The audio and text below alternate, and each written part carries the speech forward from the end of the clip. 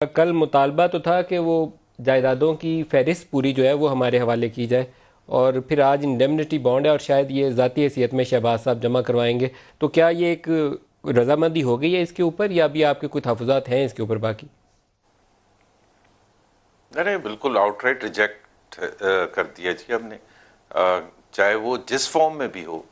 This is simply not acceptable. और इसकी एक सबसे बड़ी रीज़न ये है कि अनफॉर्चुनेटली हमारी नज़र में पीटीआई पॉलिटिक्स खेल रही है इधर, और ये साबित करना चाहते हैं कि as soon as PMLN accept करेगा, और चाहे वो श्योरिटी बॉन्ड हों, फाइनेंशियल गारंटीज हों, जो भी हों, वो कहेंगे जी देखें ये हमने तो शुरू से कहा था कि आपने करप्शन की है और आप पैसे वापस कर दें और चले जाएं, और देखें हमने इनसे पैसे निकलवा लिए और ये चलेगी।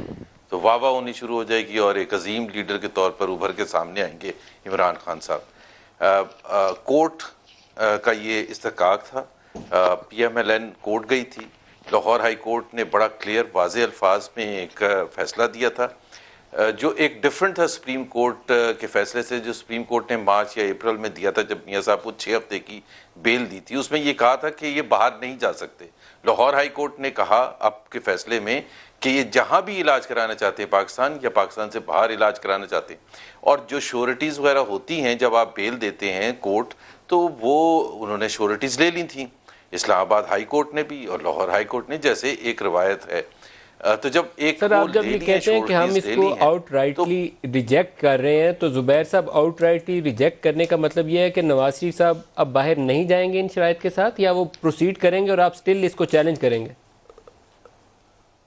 देखें, हर एक का एक ऑनर होता है, और आप कोई भी इंसान हो, चाहे वो बड़ा सियासी लीडर हो या आम इंसान हो, हर एक का एक ऑनर होता है। और आप उसको अगर समझ रहे हैं कि आप उसको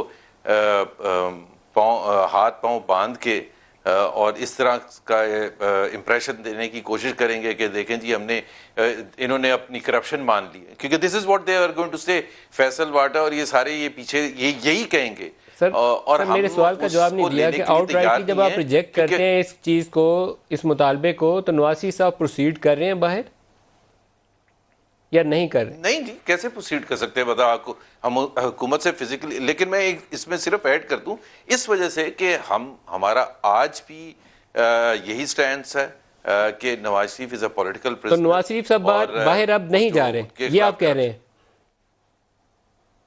देखिए ना, हुकूमत अगर अपना कल को या रात को या कल सुबह या परसों एक चेंज कर लेती है, अगर हुकूमत चेंज कर लेती है, वो कहती है ठीक है अनकंडीशनल चले जाएं, तो बिल्कुल जाएंगे। लेकिन इस इंडेमनिटी बॉन्ड की शर्त के साथ नहीं जाएंगे?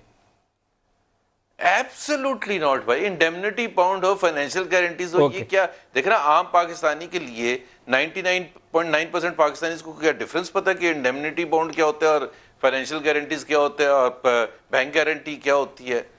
जाहिर सी बात है उनके लिए तो ये एक रकम है जो उस रकम के बराबर है, और रखी भी ऐसे गई है कि ताकि वो it will show that he is accepting कि ही was involved in corrupt practices. He was not involved in corrupt practices. Okay.